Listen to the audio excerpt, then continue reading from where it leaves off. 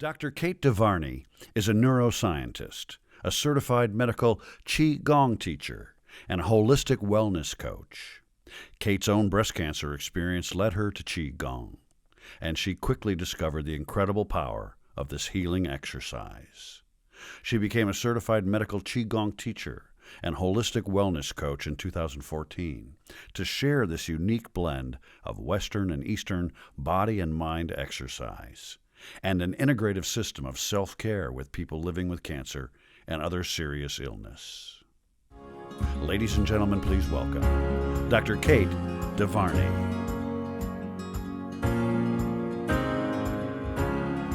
Hi there, everybody. We are in the home stretch of what I know has been an absolutely amazing conference today. I've been able to listen to a few of the presentations, and I feel so grateful that I am also participating and that I'm going to be able to bring some information to you about an amazing mind-body self-care practice called Qigong, which many of you may have heard of before. You may not have, but we're going to talk about what that is today. What is Qigong? I'm going to go over how it can be used as part of building a self-care practice when you're living with cancer or you're taking care of somebody living with cancer. And this is going to last throughout the entire continuum of that time that they have cancer. We are going to do a short Qigong practice so I can demonstrate and show you what this amazing feeling is.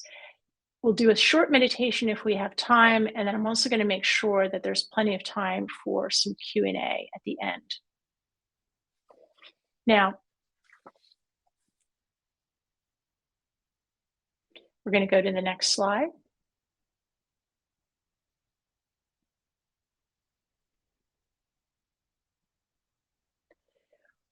What exactly is the modern practice of Qigong? Before we talk about that, I need to say in this disclaimer that the workshop that we're talking about today is really intended as a source of information for you only and should not be considered a substitute for advice of a medical professional. And you should always consult with your medical professional before you begin any kind of health program. And that's exactly what this is. This is a health program. So let's start by talking about what is Qigong. I'm wondering how many of you already know what this is. Maybe you practice Qigong. Maybe you're actually a Qigong teacher yourself, or you know somebody who is. Well, let's understand it by breaking down what the word means into two component parts. Qi means life force energy or life energy, and Gong means to work or play skillfully. So putting the two together, Qigong means to play with energy, to work with energy. I personally like to think about it as playing with energy. And this is actually a dynamic, moving meditation that originated in China over 5,000 years ago in the court of the Yellow Emperor. And it was designed by his physicians to prevent illness, to help people heal from injury and illness, by transforming their stress into energy, into self-healing energy, and mostly for vitality and longevity so that you could live a good life for as long as you have life. Now, there are over, they say, 7,000 different styles of Qigong that are practiced worldwide right now. Most of it's practiced in China and Eastern countries, but it's starting to gain a lot of popularity in the US. And you may see people practicing a slow, graceful exercise and movement in the parks or outside, either individually or in groups. And this is often a form of Qigong called Tai Chi. But you can think about it in three different categories or segments. One is spiritual, and spiritual Qigong is connecting with nature, being in nature and sharing energy with nature. Then there's martial Qigong. Martial Qigong is like Kung Fu. It's fighting styles of Qigong. And then the third component is medical Qigong. Medical Qigong is the style that I practice and that I use with my clients as a coach. And it really is for self-care, for self-healing, and for feeling and living the best life. and it can be done whether you have illness or not. It's simply a self-care practice. So I also want to just mention that medical Qigong is the most widely scientifically and medically studied form of Qigong. And I'm going to go through some of the medical literature in a little while, but it is a standard of care in oncology centers and clinics throughout China. It's starting to become an accepted practice in oncology hospitals in the US as well. Johns Hopkins Medical Center, for example.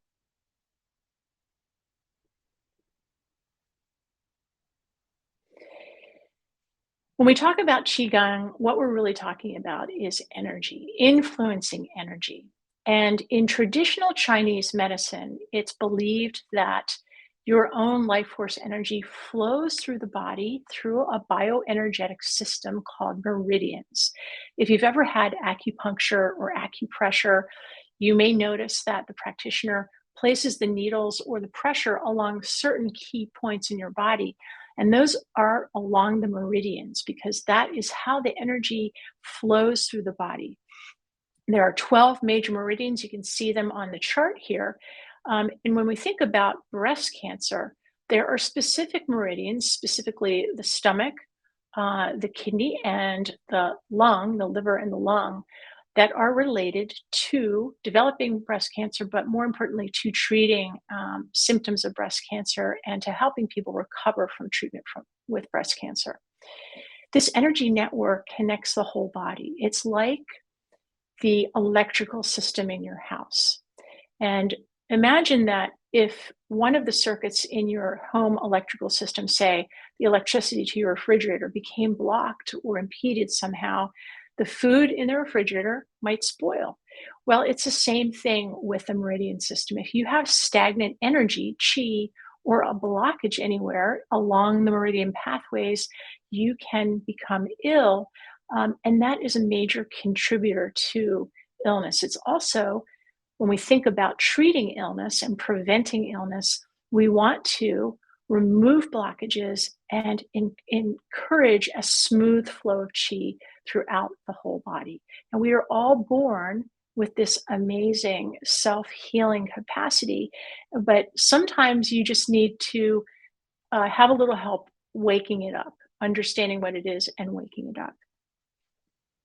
Next slide. Now let's do a little exercise. I want everybody to have a firsthand experience of what it feels like to experience your qi. Bring your fingers together.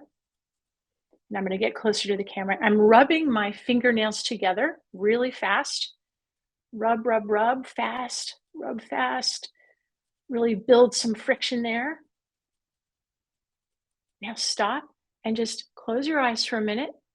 Hold your hands, your palms in front of your chest, touching your chest, just close to your chest. Notice how you feel. You may feel some tingling sensation, some warmth. Good. Now open your eyes. Now that is qi activation. You just activated the energy, the bioelectric force in your body with that movement. And here's a picture of what energy coming out of somebody's hands actually looks like. You can take a picture. Now there's a special type of camera that lets you photograph that. Now there's another concept that I want to go over before we get to doing some of our Qigong practice together, and that is the idea of vertical alignment. What is vertical alignment and why is it important? Vertical alignment really is about being balanced. It's about feeling balanced in your mind and in your body and in your emotions, being connected to the earth and feeling grounded and strong, and also being connected to the universe. And that's why we say balanced connection between the earth and the sky.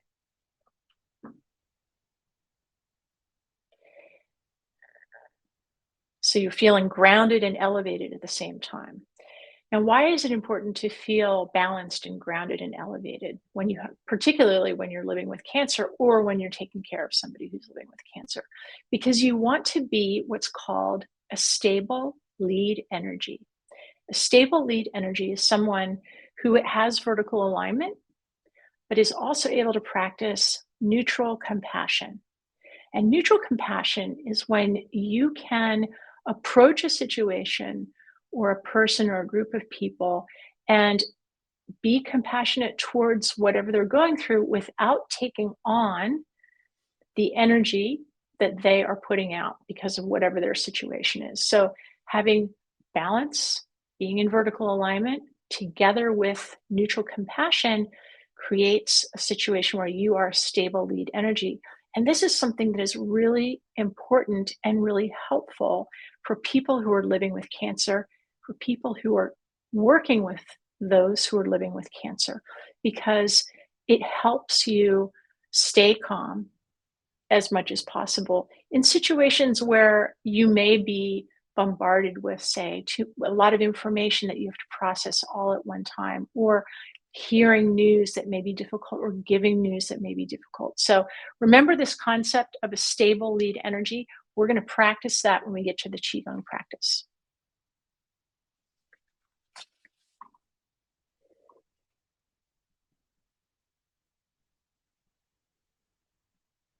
We're going to go to the next slide now.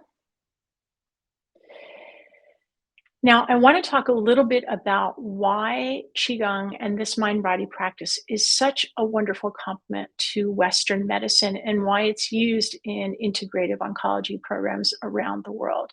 And it's because cancer affects the whole person. Cancer is a human experience. It affects your emotions. It affects you physically. It affects you spiritually, however you define spiritually.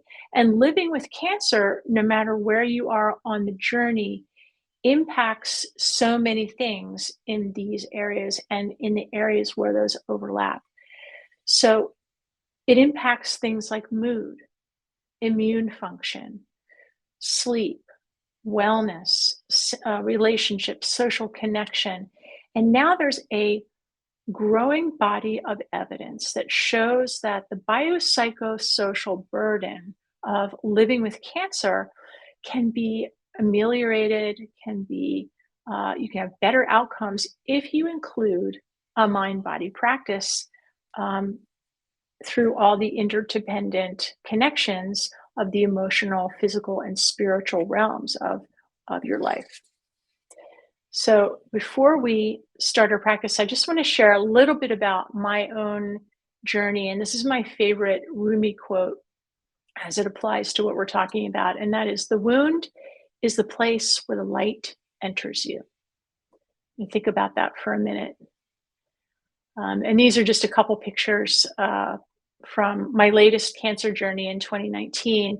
And the middle picture is me doing a Qigong practice called the Swimming Dragon, which is about transforming and building energy right before I had my double mastectomy. And it was, I'll tell you, it was very, very helpful. But, you know, in the beginning, when I was first battling cancer at age 34, I didn't know about any of this. And I wish that I had known how to manage breast self-exams and mammograms and ultrasounds and all the diagnostic tests. I wish that I knew how to receive test results and diagnoses and manage my feelings, my all the emotions that went along with it, including a lot of anxiety and depression and grief, preparing for surgery, preparing for all the other treatments, and then recovering from the treatments themselves, and optimize my chances for healing, tolerating things like chemotherapy and radiation and hormonal therapy, and empowering myself to be active in my own medical management, my own treatment, be a part of my treatment team, and to create a sustainable wellness lifestyle that I could use for the rest of my life, however long that may be. And what Qigong has given me is a way of doing all of these things. So let's go to the next slide and talk about the scientific and medical evidence. I'm a neuroscientist, and so I always want evidence-based medicine for me to really buy into something. Well, believe me, there's a lot here. It's a very robust body of scientific and medical evidence. There are over 22 studies showing the effectiveness of Qigong within an integrative oncology program. And it robustly shows that the exercise combined with the mindfulness practice can effectively ameliorate many of the symptoms, the physical and emotional aspects of living with cancer.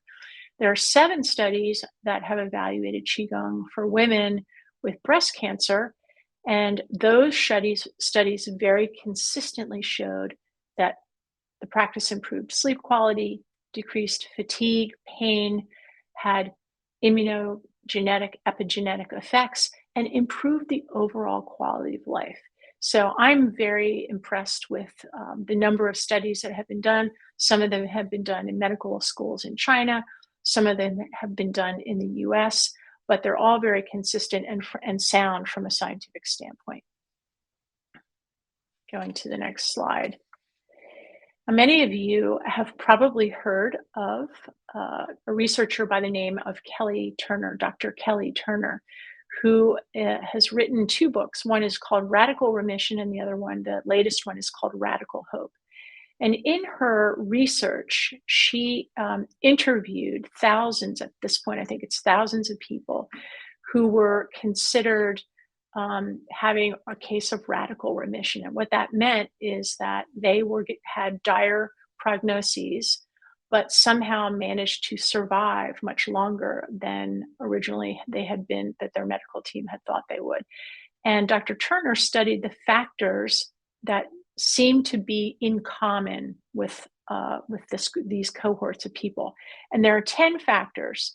I'm going to list them all here, but really what I want to show you is that the 6 of the 10 are covered by the practice of Qigong. So movement and exercise, taking control of your health, following your intuition, getting in tune with the energy and the energetic system in your body, helping to release suppressed emotion. There are some Qigong exercises that involve healing sounds, which are wonderful for dealing with grief, depression, anxiety, and uplifting the mood. Embracing social support if you do the practice with other people. And then the other factors, like having strong reasons for living, changing your diet, using herbs and supplements, are also very good. But I was really struck when I read both of these books that 6 of the 10 really are covered by the practice of Qigong. So before we get into doing our exercise routine, I just want to talk a little bit about the concept of moxie. And my style of Qigong is moxie Qigong. And it's kind of an amalgamation of all the things that I've learned from many wonderful teachers and masters that I've studied with, including Daisy Lee and Lee Holden, Robert Peng, Roger Younke, Ken Cohen, and others. And it really, to me, embodies this concept of having the power to face difficulty with spirit and courage. The practice of Qigong is often referred to as the art of effortless power. And think about that for just a minute. The art of effortless power. And you're going to feel that when we do the practice. So just something to think about as you embark on whatever self-care practice you're going to engage in. So living well, the idea of living well with cancer throughout the entire journey, as complemented by all of the services that you may be receiving as a cancer patient or as a caregiver helping somebody living with cancer.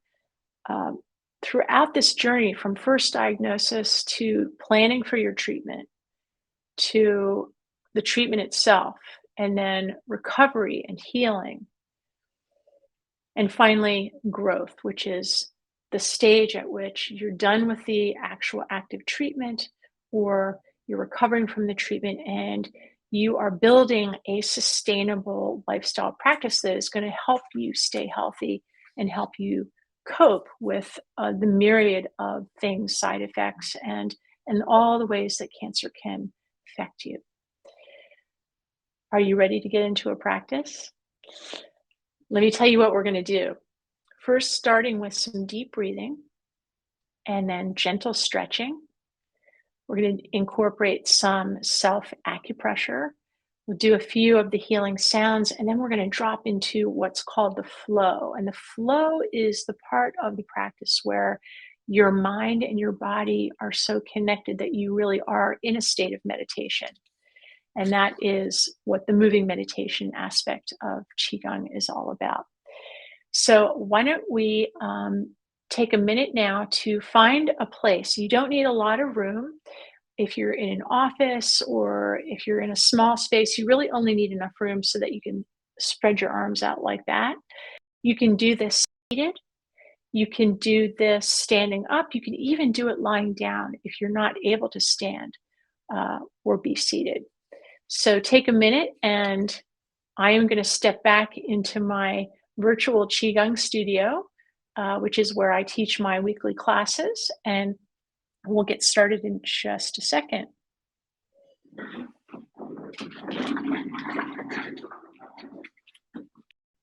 Let me just adjust the camera a little bit. Okay, excellent. Very good. I think most of me is in the picture here.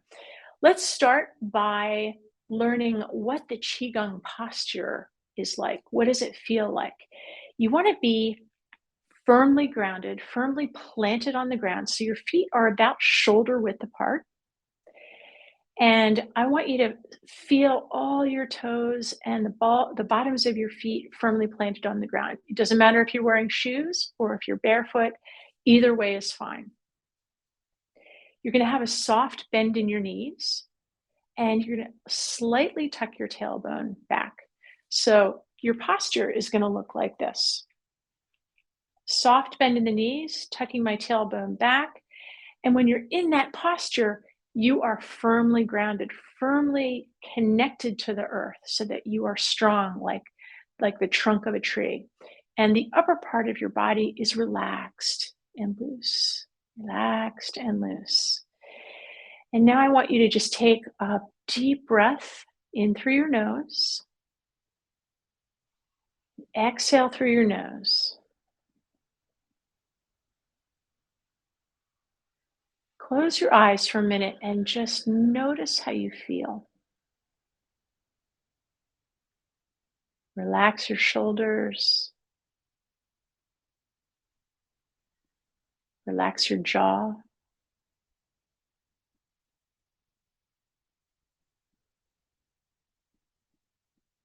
Now listen for a sound that's far, far away. Listen for a sound that's very, very far away, very faint. And focus your attention on that sound for just a second. Find your stillness.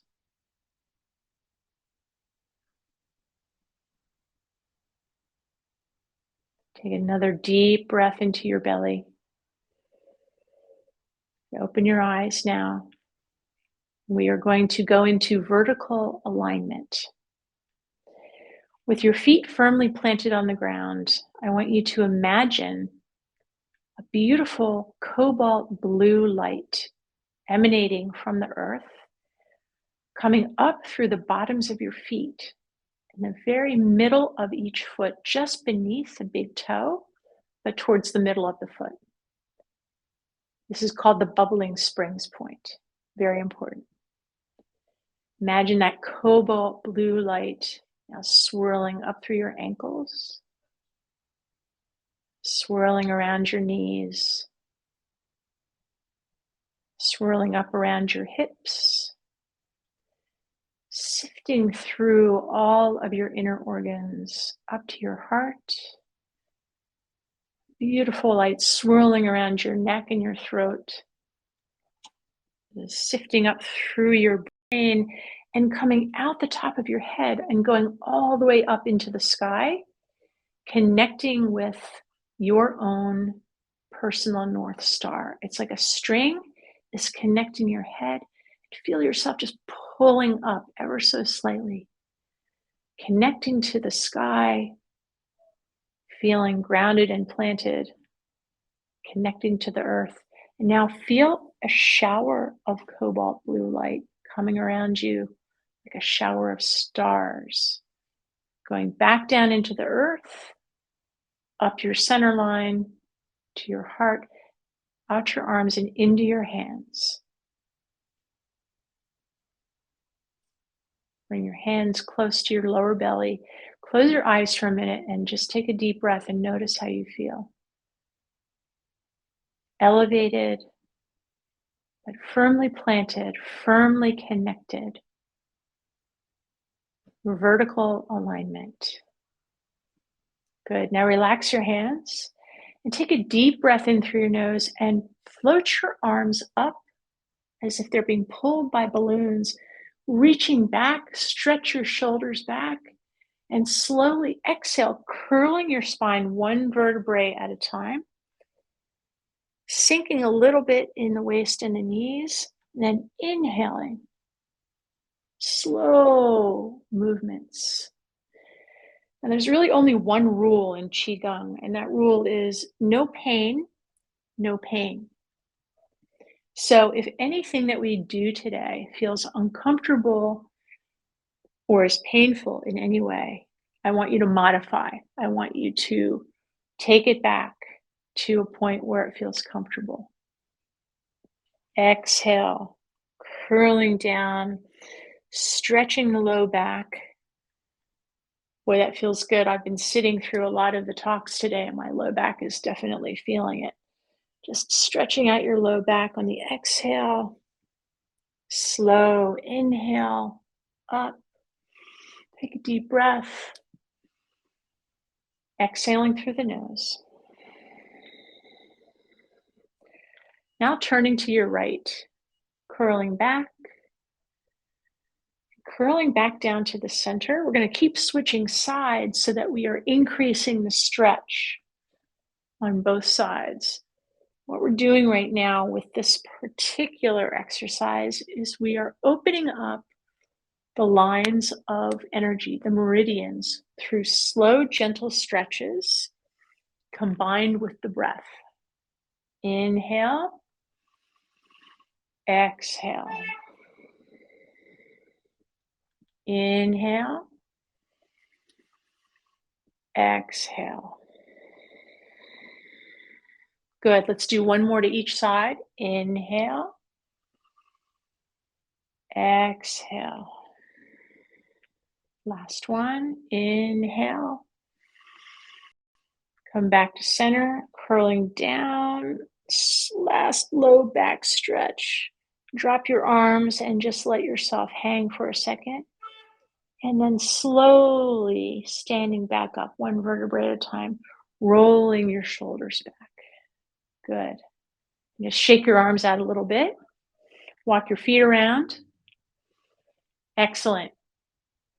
Now take a little bit of a wider stance. We're going to do an exercise now called knocking on the doors of life.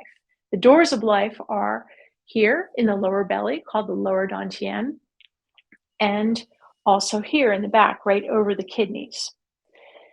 And the way this exercise works is you're just going to start turning at your hips and your waist. Gently let your hips and your waist do all the work. And you'll notice that as you turn, your arms are just naturally going to hit across the front and the back of your body. So this is a form of self-acupressure combined with the breath. That's a wonderful way for unblocking energy in the kidney area and in the lower dantian, which is also known as the sea of qi. So these are areas in the body where we store energy and where we generate energy. Just turning gently at the hips and the waist. I'm not overturning. And just breathe normally. Take long, slow, deep breaths. Excellent. Now we're going to come right up under the collarbone. And I'm just tapping very lightly underneath each of my collarbones. If you have a port or if you have any pain in this area of your chest, you can just passively bring your hand in front of that area without actually touching. But I'm still hitting across my back, across my kidney area. The kidneys are called the batteries of the body. Batteries of the body. Continue taking those slow, deep breaths. This is a technique for waking up the chi, activating the chi, and beginning the process of smoothing it out. Now we're going to come up over our shoulders, and I'm hitting just over the base of my neck, if you can reach that. If you can't, modify. Remember, no pain, no pain. But this is a part of the back and the neck that we hold a lot of tension.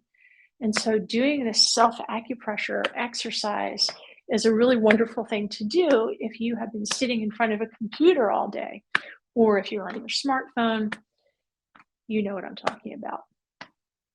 Continue to breathe. And now come back down to the collarbone. And I want you to smile. You don't have to make it a big smile. It can just be like a secret, like you know a secret that nobody else knows. Just smile either into yourself or have just a slight smile on your face. Back down to the lower dantian. Turning at the hips and the waist. Starting to wake up the chi along these very important meridians. And now begin to just slow it down. Slowing it down. Slow down your breath. And now just let your hands dangle in front of you as if you are dragging your fingers across a beautiful pool of water in front of you. This is an exercise called water waves. Feel like you're moving in water.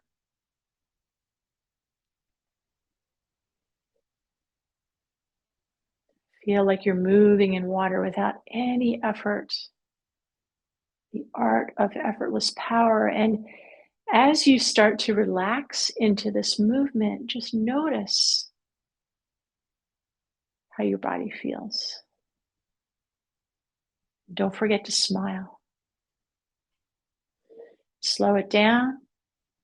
Slow it down. Very good. Now, just hands by the side. Close your eyes for a moment. Notice how you feel. Take a deep breath in through the nose. And exhale with a long sigh. Excellent. Okay, let's continue with some warm-up exercises. Take your hands behind your back if you can. And I've got my palms pressed together. They're at the base of my back, but if that's not possible and I'm stretching my shoulders back, you can put your hands by your sides. If this is not comfortable or is too difficult, put your hands by your sides, or you can even just relax your hands down by your sides. And I want you to take your ear to your left shoulder and then chin to the chest, ear to the right shoulder. Don't go too deeply. This is a very gentle neck stretch. Ear to the shoulder, chin to the chest. And we're going to breathe. We're going to inhale from one side. Inhale. And exhale.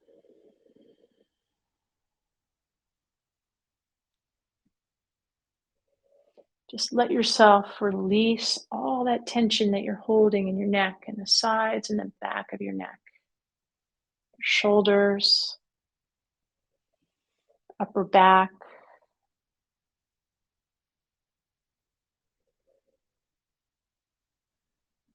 Let's do one more to each side.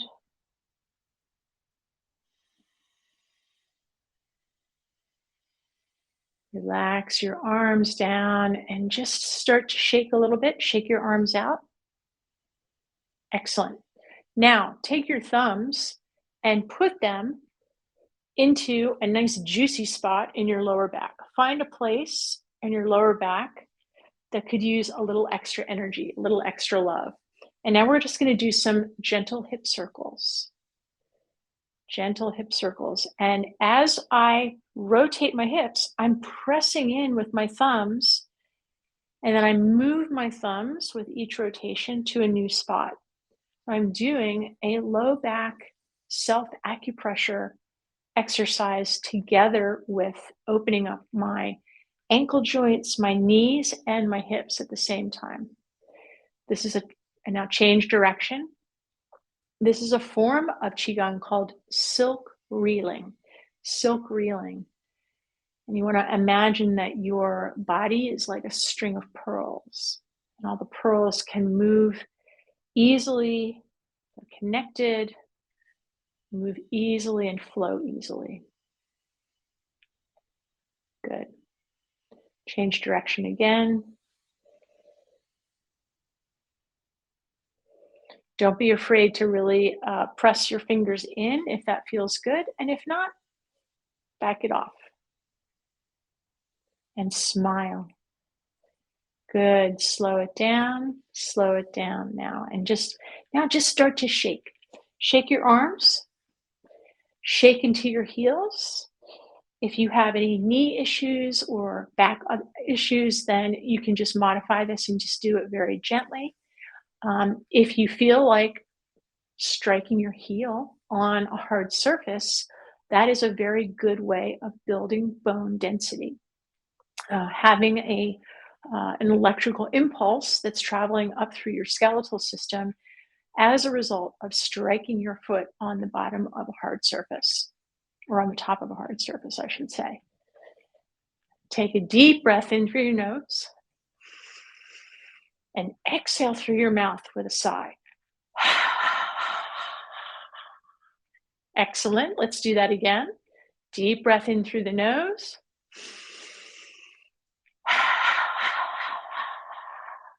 Let's do one more for the road. Deep inhale through the nose. Now stop. Close your eyes and just notice how you feel. Noticing how you feel during this practice is a way that we are tuning the antenna. It's like tuning the dial on your radio to the frequency where the signal is very clear. The signal being your own chi and your connection to all of the chi that is around you. Notice how you feel. Very good. Now I'd like you to take a little bit of a wider stance, so just a little bit more than hip width apart. We're going to do an exercise now, beginning our flow series. And this exercise is called Kuan Yin Paints the Rainbow. Kuan Yin is the goddess of compassion and wisdom. And this is a beautiful exercise that I practice a lot myself. So we're going to start with our palms facing down, and they're about at the height of my hip. Now lift your left hand and just bring it around, rotate it around, look behind you. And then scoop with your open palm back to the starting position. Now both palms turn over and float down. I'm going to tell you how to do the breathing next. So now the opposite arm. It's a little bit like doing the backstroke. Feel like you're moving in water.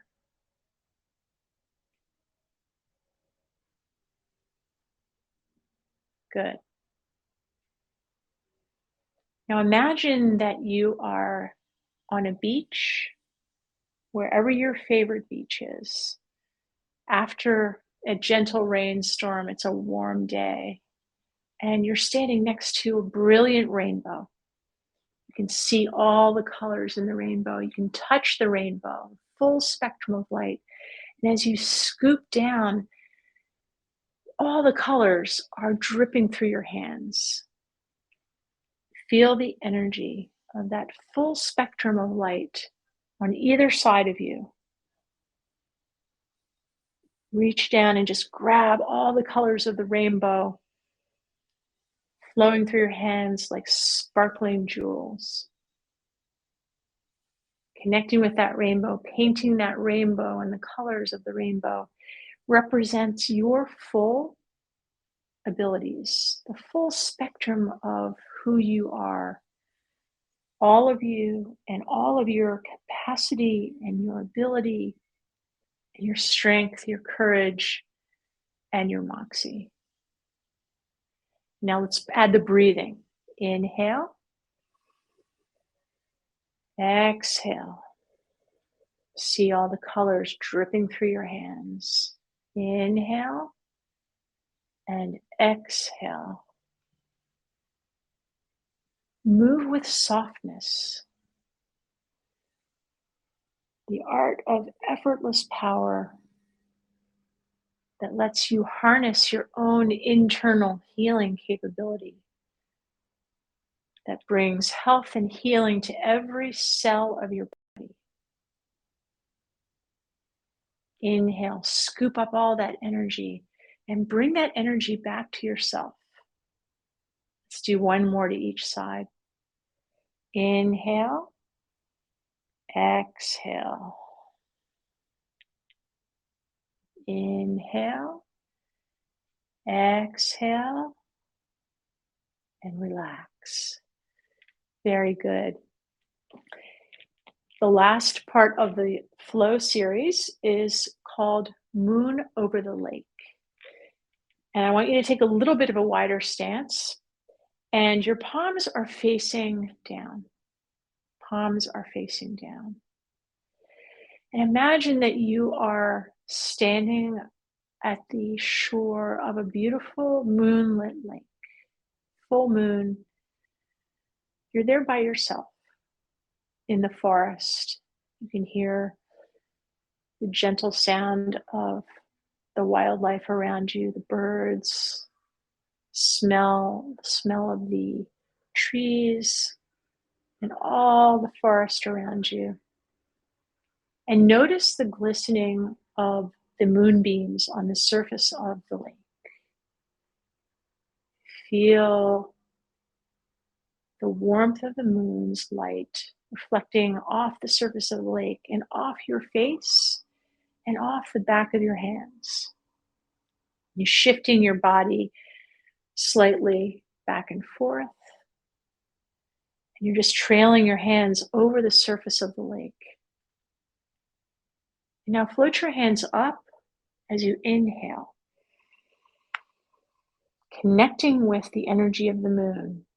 Float your hands down as you exhale. So it's inhale, float up. Exhale, float down. Soft, gentle, no effort. Your hands float up like the reflection of the moonlight from the surface of the lake and travel back down to the surface of the lake, connecting to that body, connecting your own mind and integrating your body and your mind. Now we're going to change direction. Inhale up. Connect with the energy of the moon. Exhale down like the moonbeams, just kissing the top of the lake. Inhale. Exhale. Slowing it down. Feel the silence within you. Feel that sense of peace and tranquility that is expressed by the moonbeams reflected off the surface of the lake. And now just glide your fingers across the top of the water.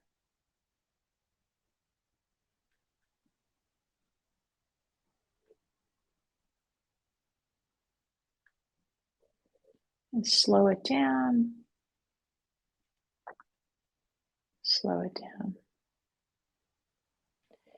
Now bring your feet back to shoulder width apart. The final movement is called pulling down the sky. And it's a very easy movement. You can do this any place, anytime. You need a quick way of just going from sympathetic activation to parasympathetic activation.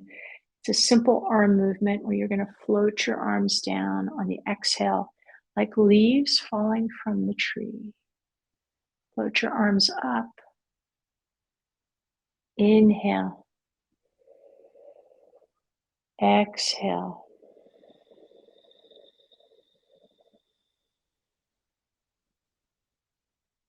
Little pause at the bottom. Inhale. Little pause at the top.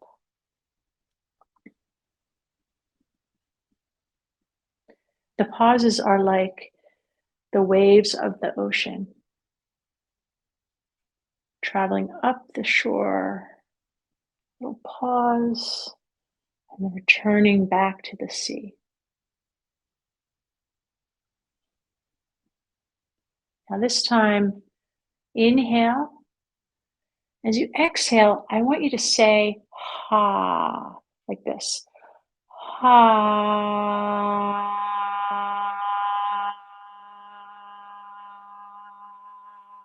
It's the heart healing sound. Inhale. Ha.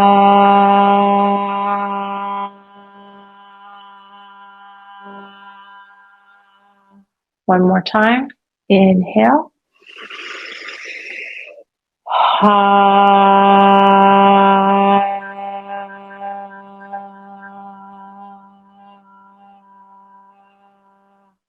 This is a healing sound that we use to help process grief, sadness, depression, feeling low.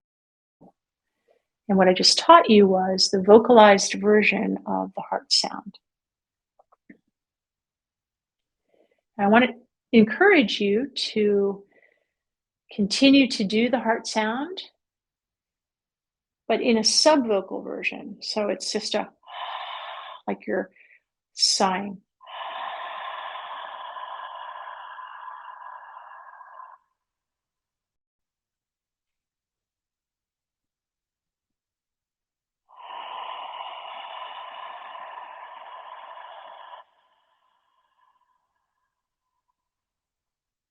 Feel yourself relaxing even more deeply with each exhale, releasing any sadness, any trauma, any grief. And now we're going to do a mantra, say a mantra that goes with this exercise. And I'm going to teach you, there are 5 sentences. The first sentence is, may I be safe. As you bring your hands down and exhale, think to yourself, may I be safe. You can even do the ha sound while you're saying that. Let's try it again. May I be safe.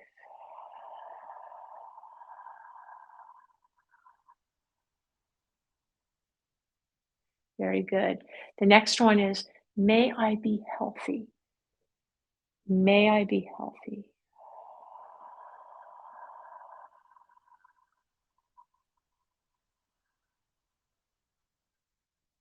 The next one is, may I be happy. May I be happy.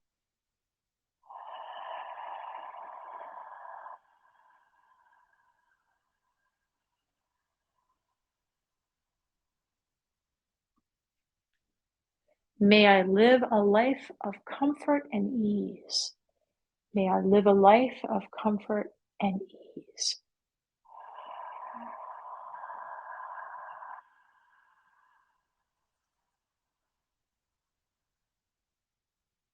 And finally, may I love and accept myself exactly as I am.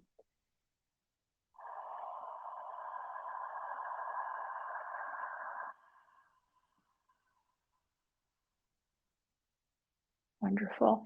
Bring your feet together, palms over your lower abdomen. Close your eyes. Relax your shoulders.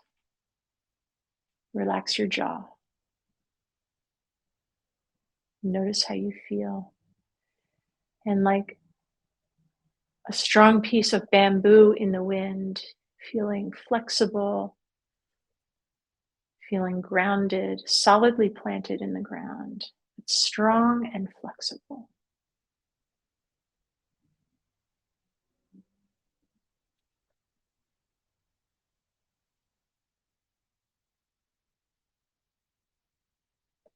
Wonderful. Thank you, everybody. Take that feeling with you into the rest of your day. And I think we have just enough time now for some Q&A, if I'm not mistaken. I'm sorry we don't have sufficient time to do the bone breathing meditation, but maybe we can do that at a separate session. Thank you very much, Dr. DeVarney. What a wonderful, relaxing, soothing way to end the day. Your voice is so calming. Excellent. We did have a couple of questions come in. I encourage everyone to submit more questions. I think we have the time. So someone asked, where can we find groups or resources in the Bay Area that teach medical Qigong? Mm-hmm.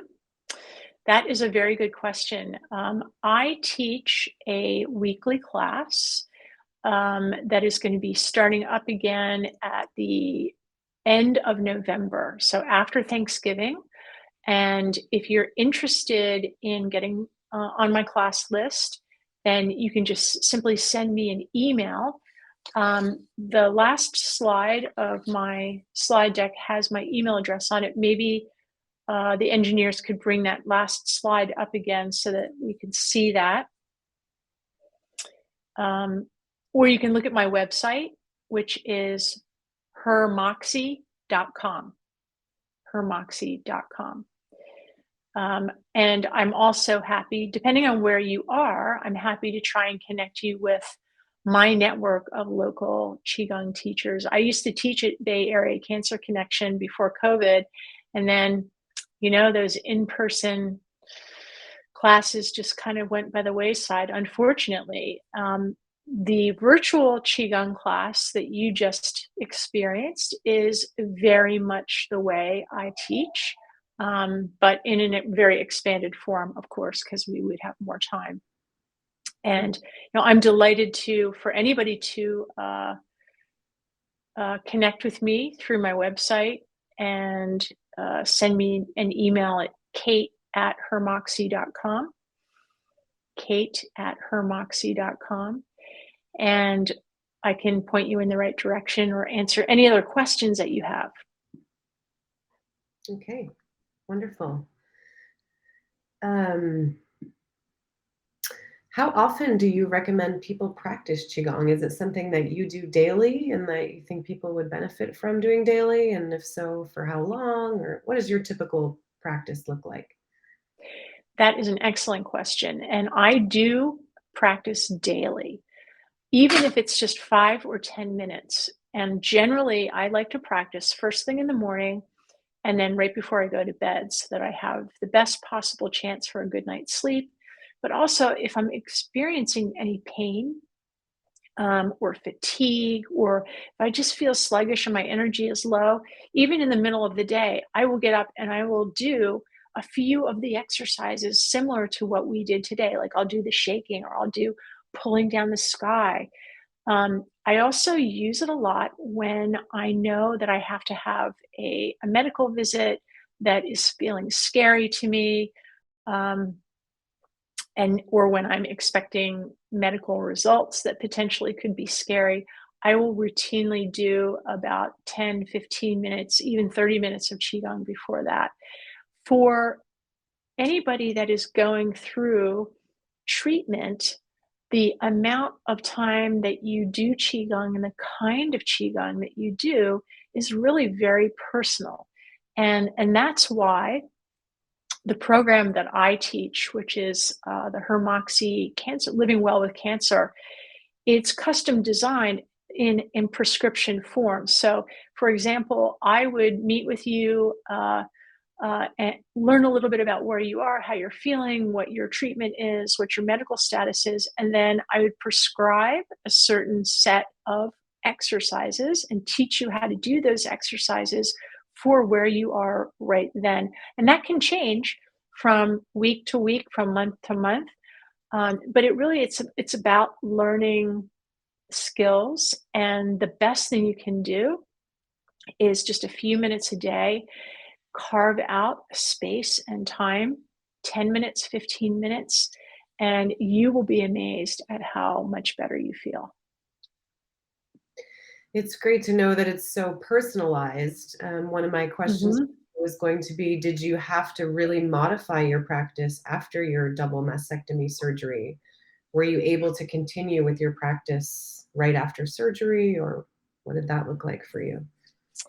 Yeah, that's also a really good question, and I've had to modify through all the different, segments of my treatment, and yeah, when you're healing from surgery, you can still even a few days after surgery, you can still really benefit from moving the energy around your body. You may not be doing chest opening exercises like this, um, but you can do things that really help you feel grounded and pull all the resources of knowing how to circulate your energy so that it really helps you heal. Every cell of your body can heal from this. And again, I would prescribe certain exercises for somebody who just finished surgery. Those exercises would be different than the exercises I would prescribe for somebody who's going to have surgery next week and wants to get ready for that. That makes a lot of sense. Um, what do you suppose is the resistance in this country to making medical qigong the standard of care? Like you mentioned, it is in China. Is it Yeah. just a matter of putting energy into it and making It's people just something new. It's something new and it's different, and there's always resistance to new things. And I think Western medicine has been so well entrenched in doing things a certain way. But I'm very pleased and encouraged to hear and to know that a lot of medical doctors in particular really get it, and they really understand that a complementary approach is the way to go, because again, this is a biopsychosocial complex medical health condition that affects the whole person. And chemotherapy is important, and radiation is important, and aromatase inhibitors are important, but also doing other types of self-care so that you are balanced and that you are giving yourself every best chance to heal and recover and to live.